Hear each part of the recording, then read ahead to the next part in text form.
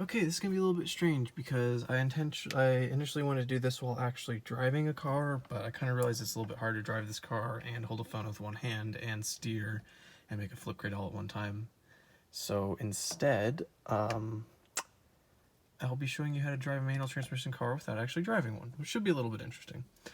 So first thing that you might notice is that this car actually has 3 pedals. Now most cars only have 2, and most cars are an automatic car. In this case, you have a gas pedal right here, an accelerator, your brake pedal, and then also a clutch pedal, which is right here. In this car, you also, instead of having a standard gear shift where you just pull it back to drive and it starts going, you have one with numbers on it. And these are the actual gears on the car, and R's for reverse.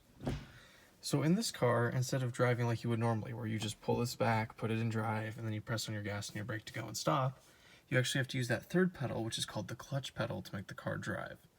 So in order to start, you put the clutch all the way in, and then you put the car in first. Now, when you want to start going, like actually driving, you slowly let out on the clutch pedal. It's having a little bit of a hard time focusing.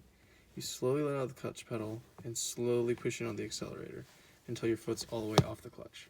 At this point, you should actually be driving forward. You should be driving forward at decent speed.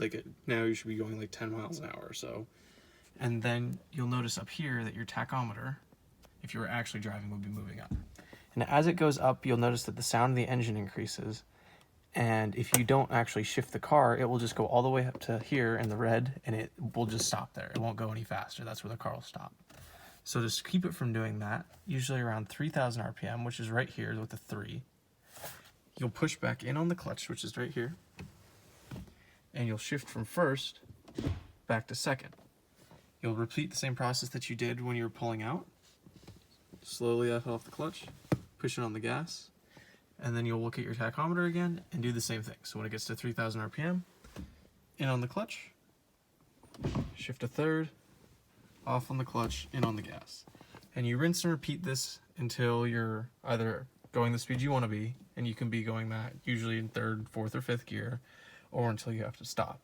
And you have to stop, you push in on the clutch all the way, put the car in neutral, which is where it moves back and forth, and it's not actually in a gear, and then push in on the brake, and brake just like you would in a normal car.